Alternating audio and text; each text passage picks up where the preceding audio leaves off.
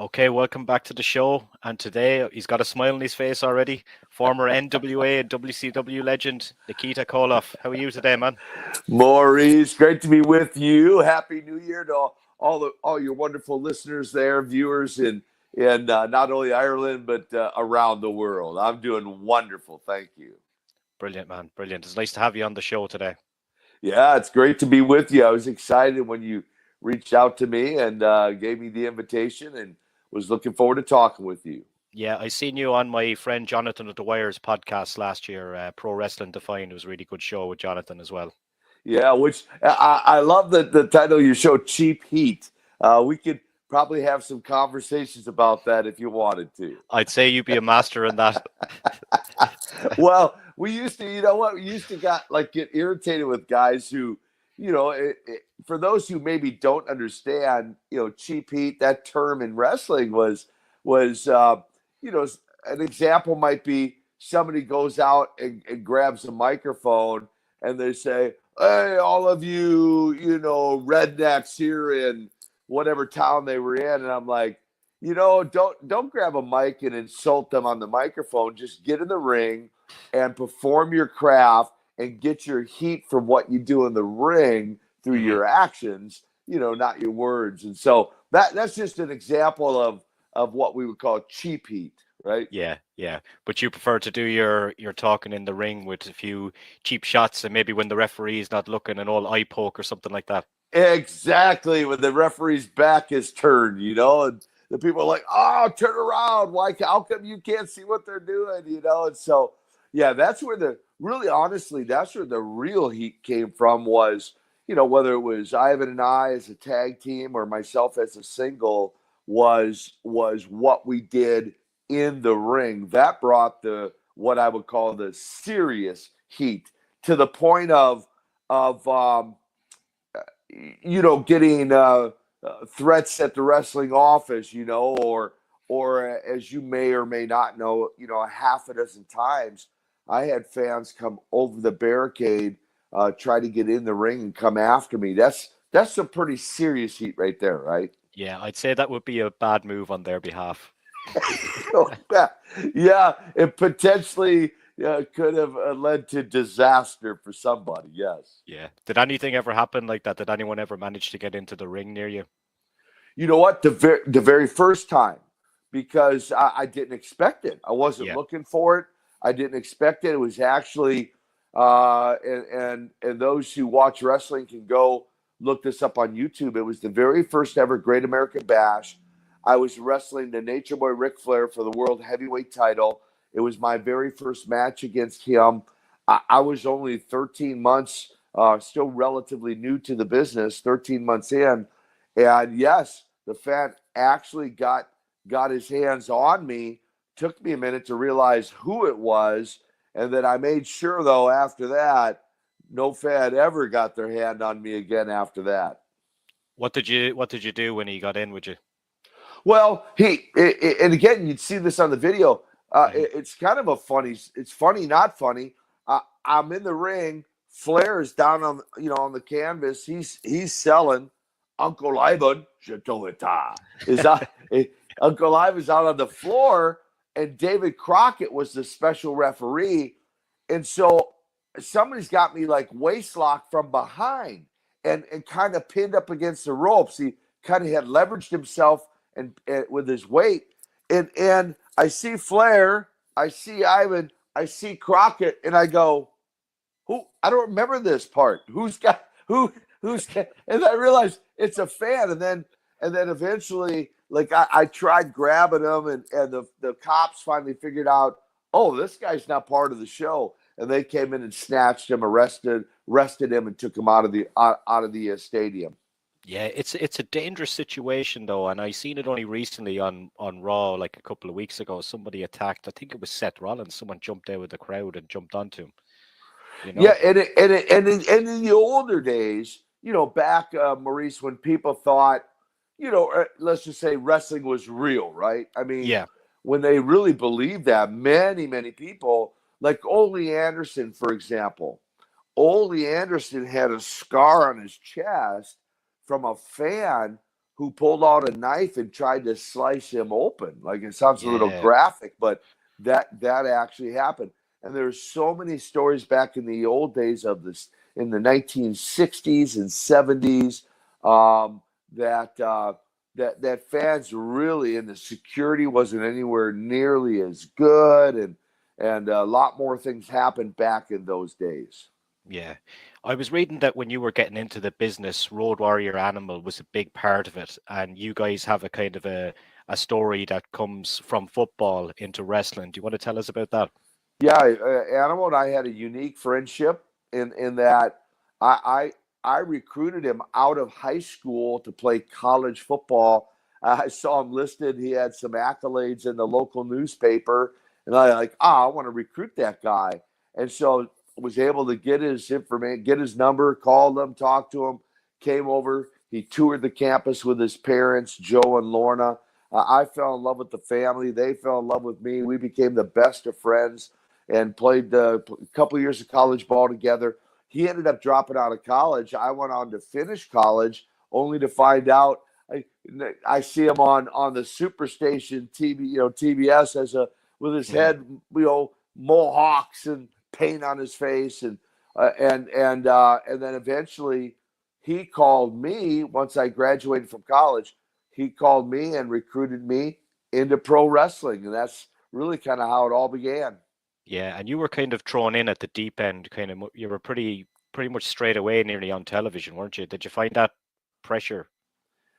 Yeah, I mean, day one, Maurice. I mean, for those who don't know my story, I encourage people, go to my website and order Nikita: A Tale of the Ring of Redemption. It has really the whole story all the way back to childhood, up to present day. I just added about 7 or 8 new chapters to the book, and they can get that off my website. But um, yeah, I had no wrestling training, no background.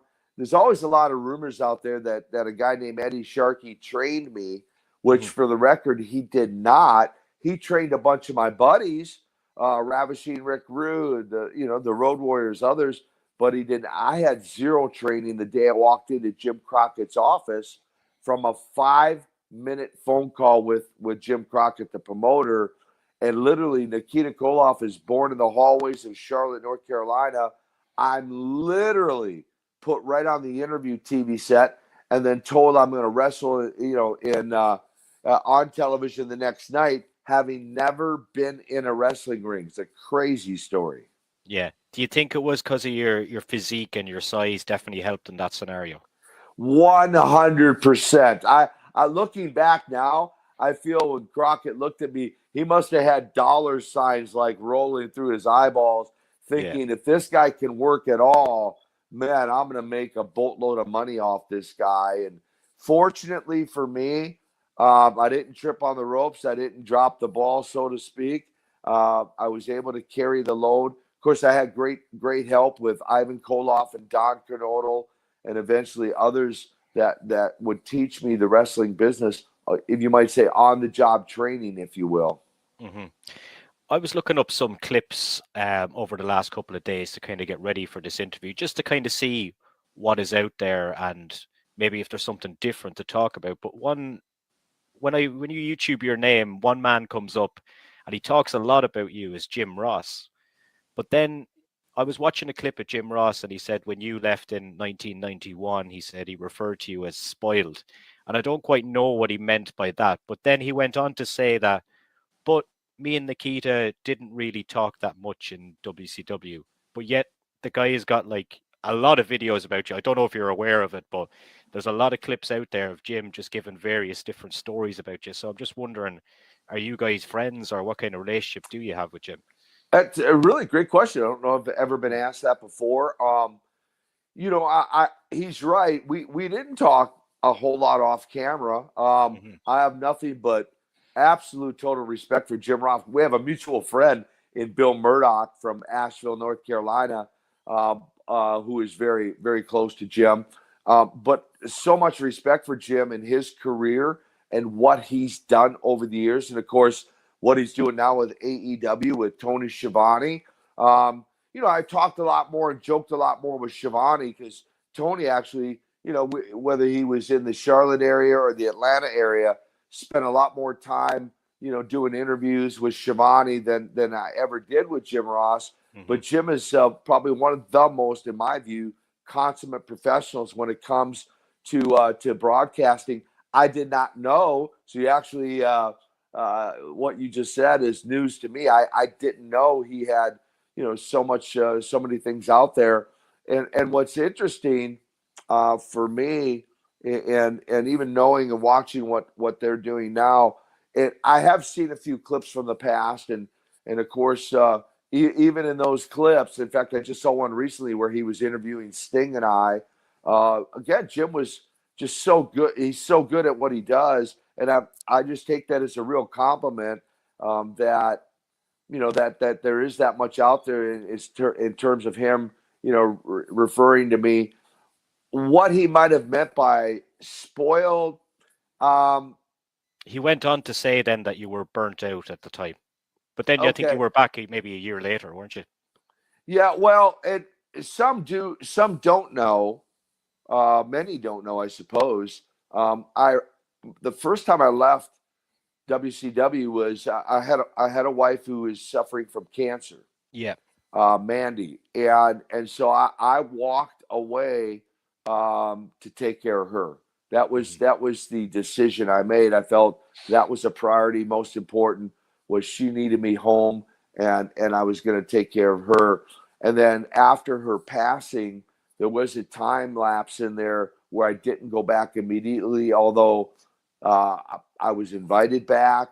I just needed some time, that whole, the grieving Yeah. Yeah. process. Um, and then, yes, I eventually went back, and really for a shorter period of time before I made the ultimate decision at the end of 1992 to just hang it up and leave on what I felt was leave on top of the business after my career. Yeah. One guy you worked with as well was Ric Flair, the Nature Boy. What was he like to work with? And, did he like to party back in the day with the guys? Like, Yeah, silly question. he's pretty well on record of how much he liked to party. He makes no secret of that aspect of his life, and I would say as much as Jim Ross was the consummate professional in broadcasting, Ric Flair was the consummate professional inside the ring, Hmm. perfecting and performing his craft.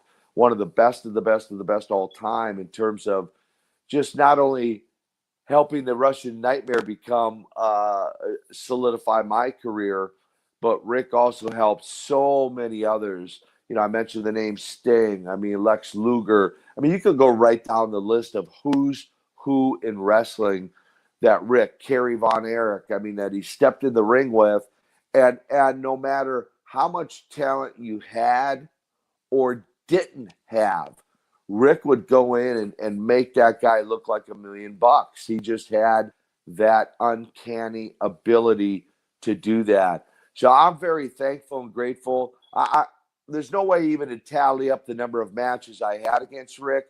Probably, I'm going to guess and say a couple hundred matches against him. And again, early on in my career, right, 13 months into the business, and I learned a lot from Rick, both psychology of wrestling and the mechanics of wrestling inside the squared circle. Mm. And of course, with wrestling comes risk as well, as we all know. Was there ever what was the worst injury you think you received when you were wrestling? So I had a number of them. One actually against Rick, nothing that he intentionally did, but Hmm. I vividly remember waking up on a Sunday morning about 5 a.m. in the morning. I literally had to roll out of bed, crawl on my hands and knees into my living room. My lower back was in probably some of the most excruciating pain that I'd ever experienced. And I actually ended up driving myself to an emergency room, meeting our orthopedic specialist. His name was Dr. Joe Estwanek, infamous in Charlotte, North Carolina, who diagnosed what was going on and gave me some some stretching exercises, and he actually gave me some muscle relaxers because that afternoon I was booked in the main event against Ric Flair in Charlotte, North Carolina, and also in Hmm. the Omni in Atlanta that night. So it was what we called a double shot Wow. in the main event. And I just wrestled him Friday night for, I think, maybe an hour, Saturday night for close to an hour. And something I did in one of those matches is what injured or tweaked my back. And so I showed up, like we did in those days. I wrestled in pain, both in the afternoon and evening, and got my back, back into alignment thanks to a chiropractor in Charlotte, and was back in the ring full force in just a couple days. Um, and then the other memory that comes to mind was Big Van Vader. In fact, my very last match ever in professional wrestling was against Vader, and he injured my neck that night, where my he pinched. I got a nerve was pinched in my neck, and my left arm went numb for about 3 or 4 minutes. I couldn't Mm. move it, had no control of it, and later the next morning, found out. He's a big guy, right? 450 Yeah. plus pounds. I had a hernia from picking him up. So Right. I sustained a hernia, ended up having surgery for that. Did not have to have surgery on my neck, but did have to rehabilitate my neck. And it was at that point I just made an executive decision and said, you know what? I'm done. Mhm. So I just walked away under my own terms, never to look back, Maurice. Yeah. But the one thing I always say to people, here we are now talking all these years later, and you haven't been wrestling. And I always say to guys, once you kind of step foot in the business, no matter how hard you try, you're never out of the business. Well, and I appreciate that, and I feel very fortunate. One, again, to be doing this interview with you.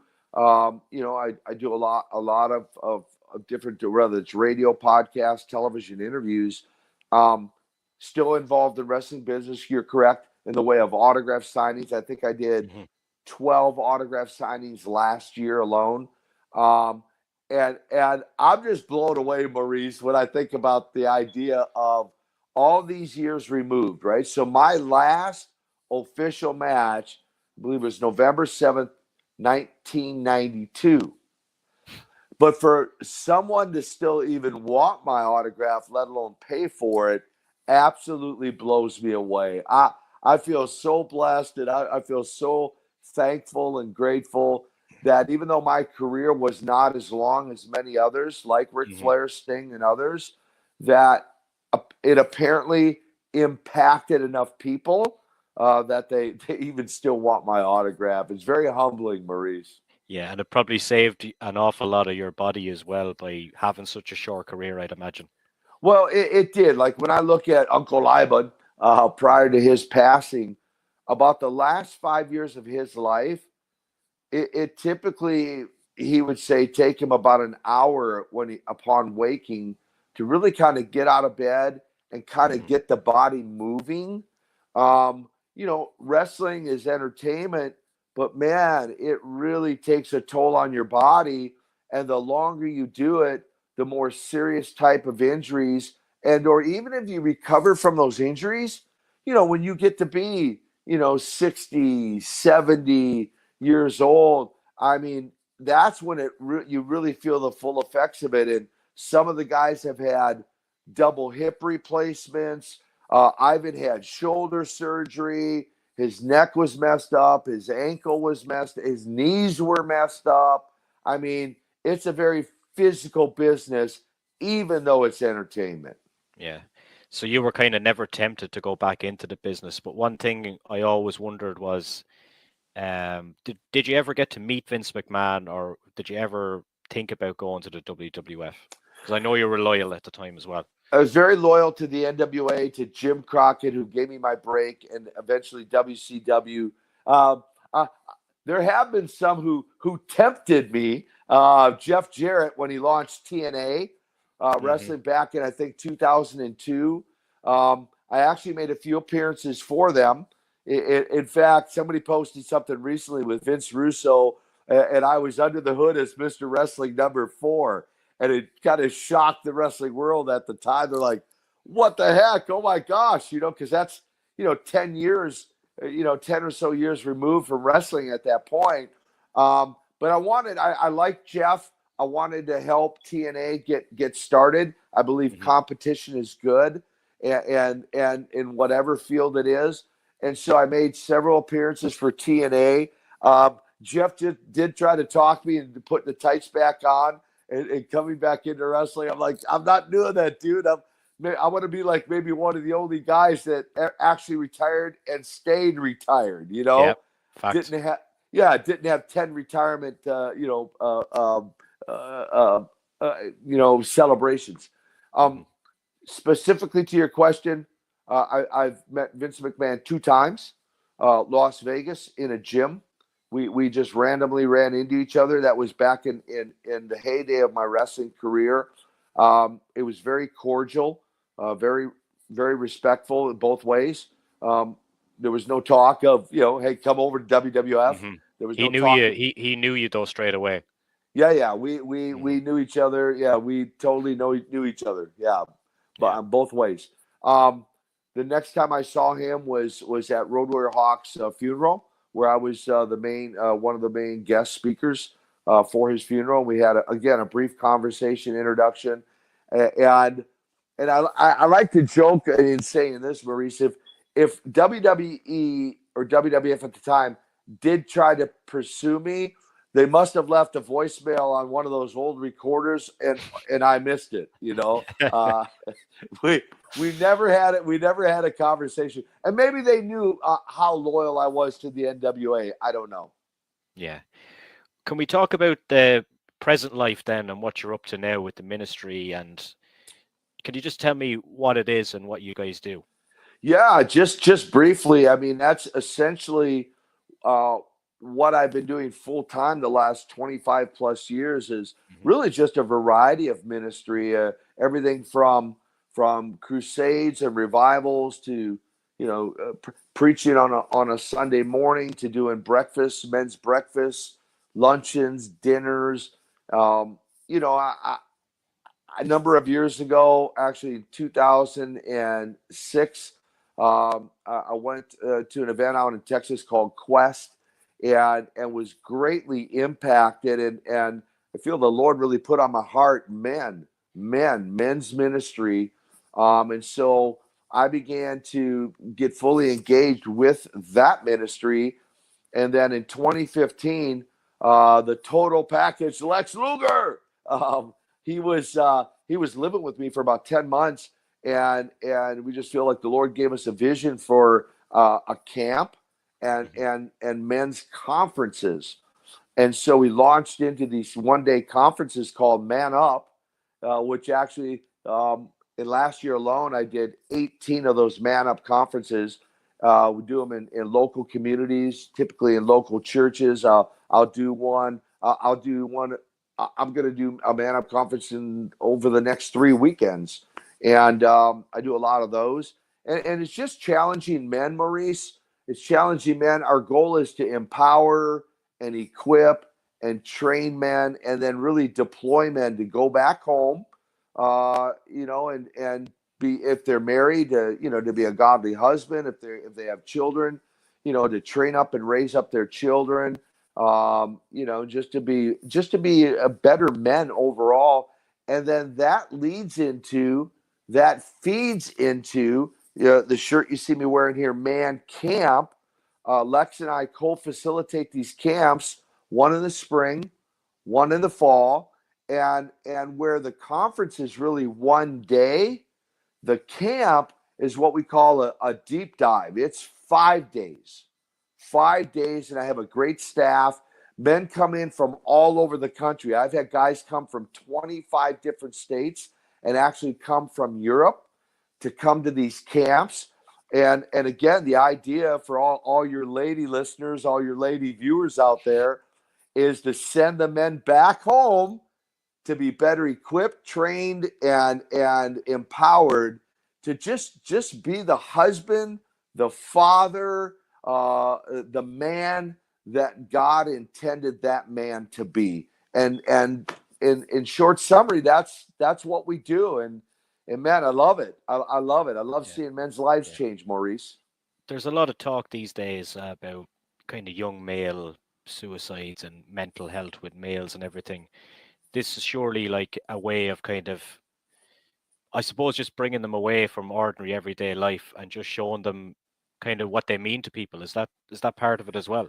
Yeah, that's a great perspective on your part. Is I like to say getting men, especially young men, like you said, outside the village is what I call it. In other Yeah. words, get them away, get them out of their comfort zone, away from what they're used to, what's their typical life environment. Get them away from cell phones. Get them away from computers and technology. And you are right. There is a real, I feel, a real attack on men at an early age, and trying to, whether it's trying to plant a seed for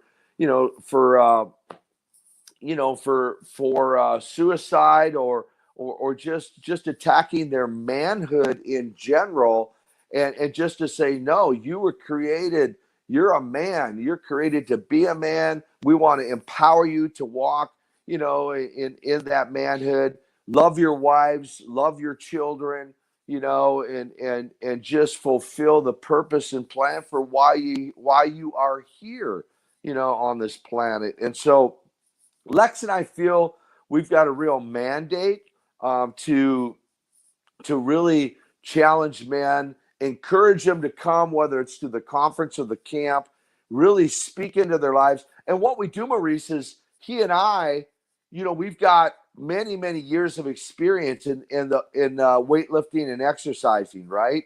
Yeah. In building up our physiques. We've both been world champions in wrestling and excelled on a football field, on a gridiron. Now, I'm talking about American football for all you out there in Not Ireland. not soccer. Not soccer. I'm talking about Yeah. American football. But so what we do is we take our many years of experience, and by the way, we want men to be healthy physically. We want them to be healthy emotionally and mentally, so they don't maybe go down that path and consider suicide. And of course, we want to help them be spiritually healthy. So our tagline, Maurice, is a whole man living a holy life, and just wholly available under the Lord and fulfilling their destiny. That's our goal. Yeah. And all that information can be found on koloff.org. Well, yes, that's one website, and or Koloff.net, Koloff.net. In fact, if they go to Koloff.net, they can find out more about Man Camp. They can follow me on all the social media platforms.